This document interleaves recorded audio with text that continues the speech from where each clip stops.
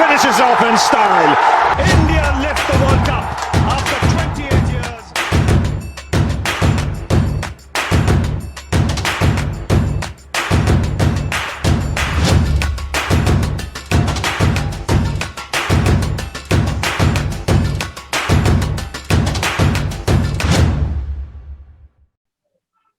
Welcome, ladies and gentlemen. Happy Pongal to everyone in Tamil Nadu and happy all festivals, Makar Sankranti and all the festivals to everyone over throughout India.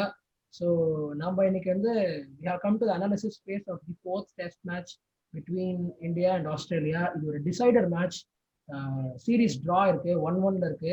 மூணாவது match draw ஆயிடுச்சு. So இதுல யார் ஜெயிக்கிறாங்களோ அவங்களுக்கு தான் series. இதுல draw ஆச்சுன்னா it will be retained by the host. So இது ஒரு டிசைடிங் மேட்ச். என்ன ஆகுதுன்ட்டு நம்ம பார்க்கறதுக்கு முன்னா நிறைய கொஸ்டின்ஸ் இருக்கு. பிகாஸ் இந்த மேட்ச் ரொம்ப இன்ட்ரெஸ்டிங்கான மேட்ச். பிகாஸ் ஸ்டேடியமே பயங்கரமான ஸ்டேடியம். ஹூலியன் காபான்னு சொல்லுவாங்க இந்த ஸ்டேடியம், பிரிஸ்பன்ல இருக்கு. ஸோ அஸ்வின், ஹூலியன் காபா, அதாவது காபான்னு ஷார்ட்டா கூப்பிடுவாங்க, ஹூலியன் காபா பத்தி எங்களுக்கு கொஞ்சம் information. So hi, hello viewers, நான் உங்க Ashwin. So first of all எல்லாருக்கும் இனிய பொங்கல் வாழ்த்துக்கள். ஃபேமிலிஸோட என்ஜாய் பண்ணிட்டு இருப்பீங்கன்னு நினைக்கிறோம். பட் ஸ்டில் நம்மள மாதிரி கிரிக்கெட் லவர்ஸோட மைண்ட்ல நாளைக்கு நடக்க போற மேட்ச் பத்தி தான் எல்லாருக்கும் ஓடிட்டு இருக்கும். இந்தியா எப்படி பிளே பண்ண போறாங்க, எந்த டீம் பிளே பண்ண போறாங்க, ஆஸ்திரேலியா என்ன மைண்ட் செட்ல இருப்பாங்கன்ட்டு. ஸோ நீங்க பாத்தீங்கன்னா நம்ம டிம் பெயினோட பேண்டர்ல இருந்தே ஆரம்பிப்போம். அஸ்வின் வந்து ஒரு கான்பிடென்ட்டா கூப்பிட்டுருப்பாரு அவரு.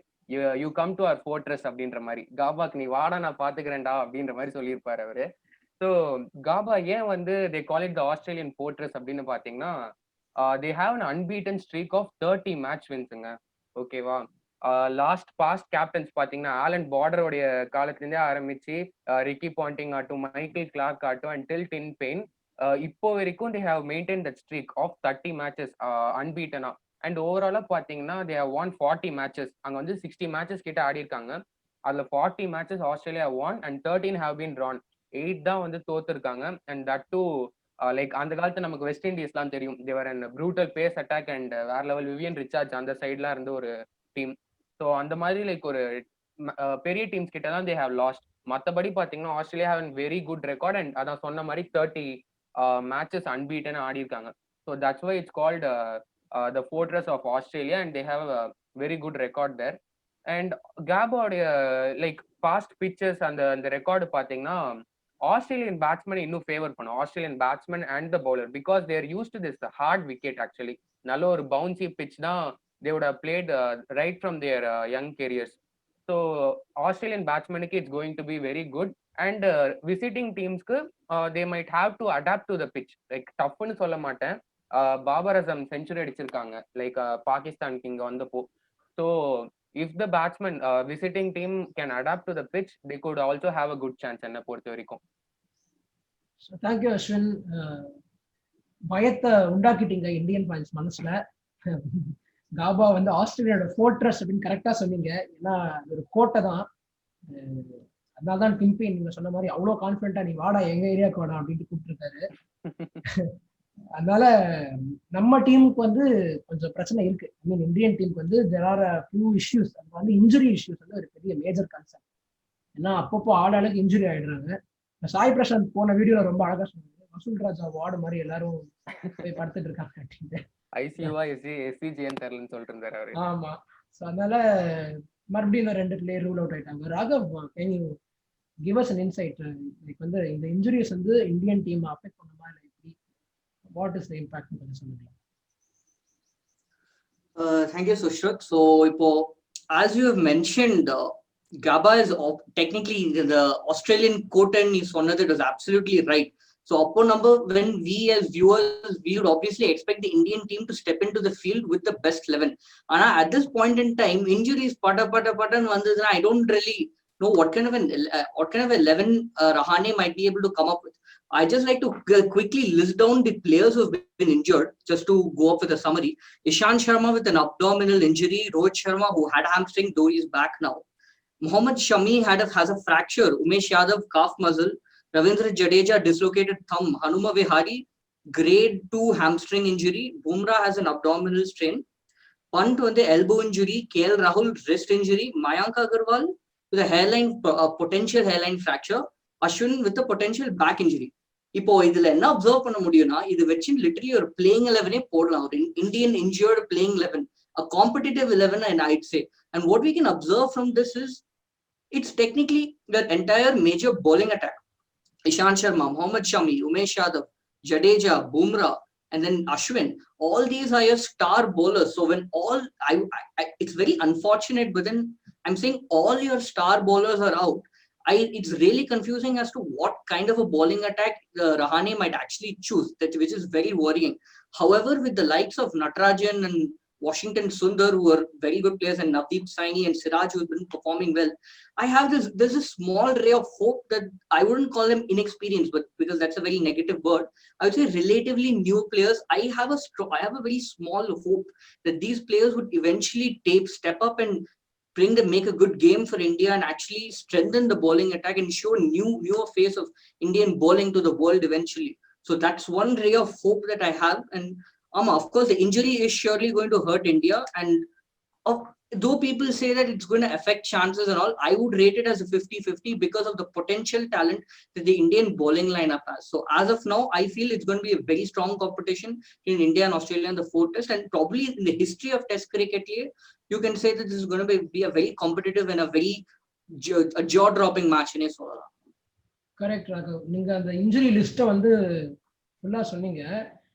ஆக்சுவலி வந்து நிறைய பேர் சொல்றாங்க நம்ம கோச் ரவி சாஸ்திரி கொஞ்சம் லிவர்ல இன்ஜுரி இருக்குது அப்படின்னு. அது வந்து நான் சொல்றது இந்தியா ஆஸ்திரேலியா 1990s ஆடும்போது பால் அங்க அடிச்சதுனால இந்த இன்ஜுரி. நீங்க வேற ஏதாவது நினைச்சீங்கன்னா எனக்கு அது தெரியாது, அது உங்க மனசுல இருக்கிற அழுக்கு. நான் அப்போ பால் அடிச்சதை பத்தி தான் பேசிக்கிட்டு இருக்கேன். ஸோ வந்து நிறைய இன்ஜுரி ஆன் சீரியஸ் நோட், நிறைய injury. Everyone will be concern, captain will be concern. நீங்க சொன்ன மாதிரி கரெக்ட் தான்.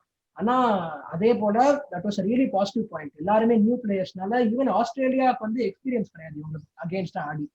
So they might face they might feel திடீர்னு புது பவுலர் கூட ஆடுறதுக்கு டிஃபிகல்ட்டா கூட ஃபேஸ் பண்ணாங்க. So the new team steps up. ஏன்னா ஒரு புது bowling attack அது வந்து சூப்பரா ஸ்டெப் அப் பண்ணி நல்லா ஆடணும் அப்படின்னு நம்ம எல்லாருமே ஹோப் பண்றதுல there is nothing wrong. இப்போ வந்து thank you for the injury description. நம்ம வந்து ஆனா let's all hope India comes back stronger, அவ்வளவுதான். ஏன்னா வந்து ஒரு இம்பார்ட்டன்ட் மேட்ச் நடக்க போகுது. டைரக்டா பிச் ரிப்போர்ட்டுக்கு போயிடலாம். பிகாஸ் டெக்னிக்கல் அனாலிசிஸ்க்கு பிச்சு வெதர் இது ரெண்டு தான் ஆல்வேஸ். பிச்சு வந்து அஸ்வின் சொல்லிட்டாரு ரொம்ப ஹார்ட் பிச், அதெல்லாம் பவுன்ஸ் பயங்கரமா இருக்கும். சாய் பிரசாந்த் அழகா சொல்லியிருப்பாரு, நார்மலா சப்கான்டினென்ட்ல வந்து பிச்சு வந்து பால் குட் லென்த்ல போட்டா ஸ்டொமக்கு ஒரு விக்கெட் கீப்பர், செஸ்ட் லென்த்ல மேக்சிமம். ஆனா கேபால வந்து பால் குட் லென்த் பால் போட்டாலே சின்னுக்கு மேல நெக்குக்கு மேலதான் வரும் பாலே. ஸோ அந்த மாதிரி ஒரு பவுன்ஸ் இருக்கும், பயங்கரமான விக்கெட்டு. ஆஸ்திரேலியன் பேட்ஸ்மேன் பவுலர் ரெண்டு பேருக்குமே ஃபேவர் ஆகிற மாதிரி ஒரு விக்கெட். அப்புறம் வெதர் 2வது நாள் 4வது நாள் மழை சொல்லிட்டாங்க. ஸோ வெள்ளிக்கிழமை மழை வரும் அப்படின்னு சொல்ற மாதிரி Day 2 and Day 4 வந்து ரெயின் ப்ரெடிக்ட் பண்ணிருக்காங்க. அதனால பிச் எப்படி மாறும் அப்படின்றது நம்ம சொல்ல முடியாது. பிச்செல்லாம் ப்ராப்பரா கவர் பண்ணிடுவாங்க, இப்போ அப்ராப்ரியேட் டெக்னாலஜி இருக்கு. ஆனா கூட பிச்சில் கொஞ்சம் டேம்ப்னஸ் இருந்ததுன்னா பவுன்ஸ் குறைய சான்ஸ் இருக்கு. ஸோ Day 3 and Day 5 வந்து பிச்சு எப்படி மாறுங்கிறது வந்து ஒரு இம்பார்ட்டன்ட் ஆஸ்பெக்ட் ஆஃப் கேம். ரொம்ப சிட்னில சொன்ன மாதிரி பயங்கரமான மழைலாம் இல்லை, ஆனா Day 2 and Day 4 கொஞ்சம் ரெயின் இருக்கு. So we have come to one of the final aspects, toss வந்து நம்ம ஃபர்ஸ்ட் மேட்ச்ல பேசின மாதிரியே ரொம்ப important aspect of the game. So உடனே ஐ லாஸ்ட் both of you. Ashwin, toss ஜெயிச்சா நீங்க என்ன பண்ணுவீங்க? நீங்க இந்தியன் கேப்டன், நீங்க டாஸ் ஜெயிக்கிறீங்க, என்ன பண்ணுவீங்க?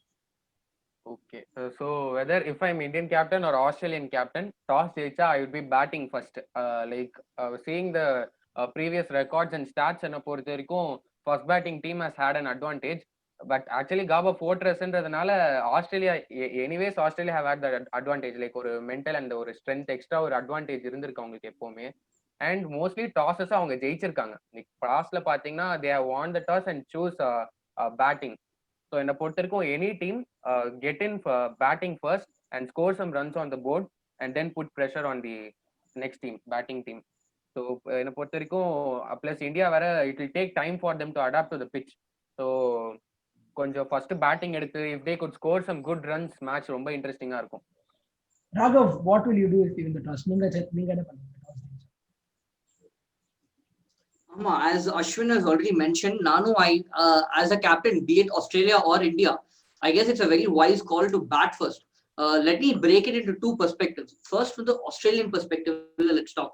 Australian perspective, of course, it's a nations well, and plus they have a really good batting lineup as well.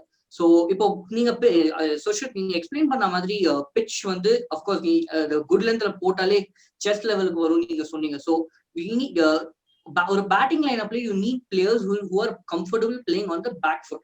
So அப்படி பார்த்தா Australian batsman have an edge over the Indian batsmen, because Indian batsmen traditionally பார்த்தாலே they're more of front foot players than playing on the back foot. So அப்படி பார்த்தா Australian batsmen have an edge. Indian perspectiveல பார்த்தோம்னா they would have probably preferred to bowl first, but bowling attack வந்து கொஞ்சம் weakன்னு சொல்ல மாட்டேன், since it's a comparatively newer bowling attack. I guess the captain would eventually rely on the batsmen in comparison to the bowlers. So when you have Shubman Gill and Rohit Sharma opening the innings, that's a more stable bet that he could place in comparison to the bowling lineup. So and plus Rohit Sharma is also pretty good with the back foot. So I feel Indian perspective, they have a good chance of putting up a good score batting first than trying to control the Aussies if they eventually bat first. Because and my honest prediction is that if India bowls first, I feel Australia might eventually score big runs, and it'll become tough for India to cope up at a later point in time. So I feel either Australia or India, and whoever wins the toss, they should eventually go ahead and bat first. Super. Thank you, Ashwin. Thank you, Raghav. Both of you have chosen to bat first, obviously. So it is no question as to any captain choosing to bowl, unless something like the World Cup happens and Sarfaraz chooses to bowl first. So அந்த மாதிரி நடக்காத வரைக்கும் எந்த கேப்டனா இருந்தாலும் பேட்டிங்ல எடுப்பாங்க. Viewers நீங்கெல்லாம் கேட்டீங்க team predict பண்ணுங்கன்ட்டு.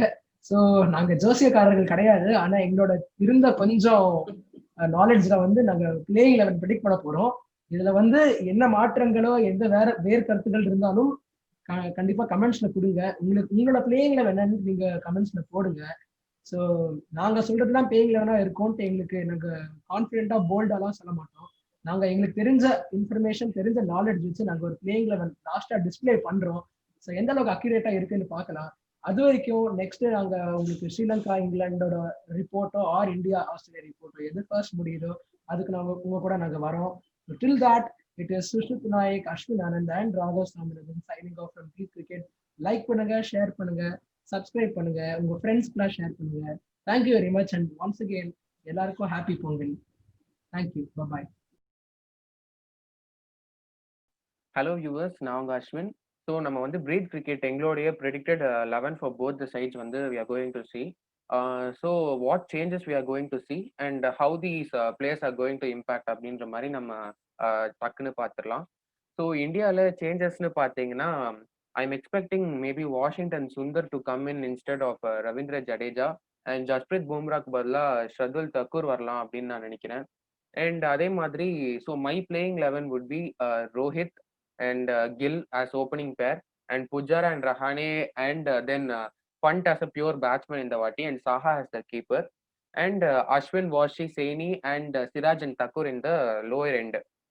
So why Washington Sundar அப்படினு பாத்தீங்கன்னா ப்ளே பண்ணுவாங்களா தெரியல, but why I want him to play அப்படின்னா வந்து he's very similar to Jadeja and he can bowl really well, and maybe batting வந்து கொடுக்க தான் he will develop any player ஆகட்டும், any new player.